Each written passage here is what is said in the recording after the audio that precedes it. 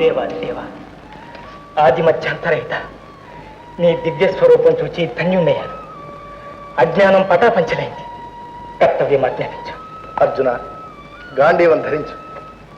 కౌరవ సేనలను చీల్చి చెండాడు.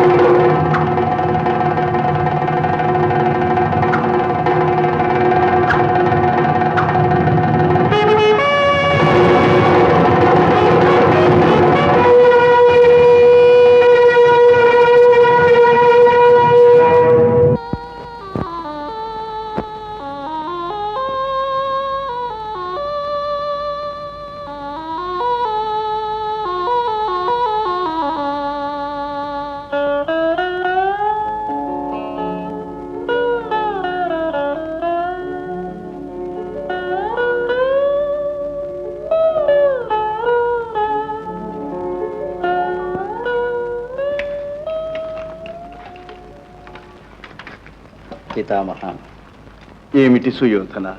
నీవు గట్టిగా విజృంభిస్తే ఈ పాండవ సేనలు 7 రోజులు ఇలా నిలవగలిగేవా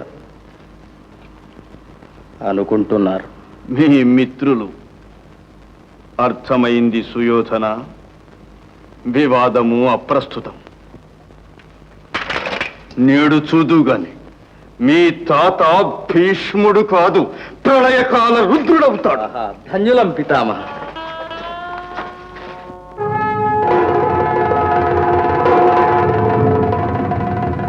కౌరవ యోధులారా, మహావీరులారా, విజృంభించండి. మీ అవక్ర పరాక్రమం చూపండి. అరాచులను పొడి పొడి చెయ్యండి.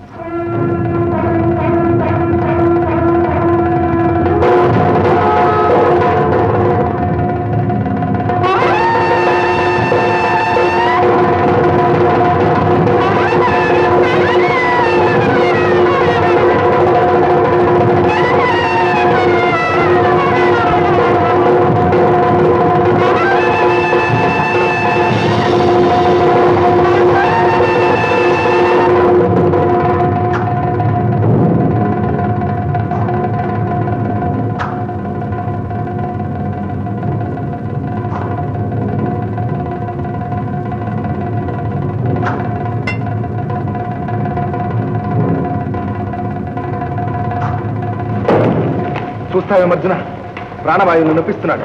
భీష్ముని తెగటాచ్చు. బాణాలను ప్రయోగించు. వేస్తూనే ఉన్నాను బాబా.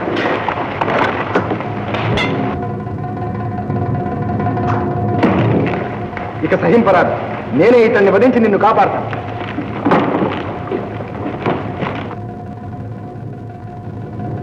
బాబా, చక్రం పట్టమని మాట ఇచ్చా మహాత్మా. ఆపకు అర్జున. రా కృష్ణ, నీ చేతిలో మరణించటం కంటే ఈ జన్మకు సాఫల్యమేముంది దేవా?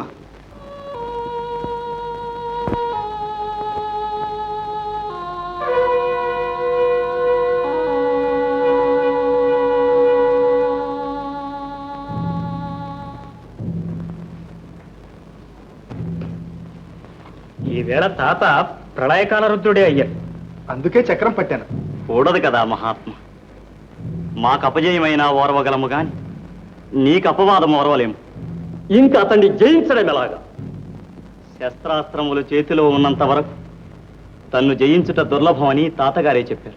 తాత చేత అస్త్ర సన్యాసం చేయించాలన్నమాట. భలే బుద్ధిమాన్ సహదేవ, మంచి యోచన. భీష్ముడు ఎందుకు ఆ పని చేస్తాడు? మహావీరులు కొన్ని సమయాలలో అస్త్ర సన్యాసం చేస్తారు. మన భీష్ముడు ఆడువారితోనూ నడిమంత్రపు మగతనం కల వారితోనూ యుద్ధం చేయడు.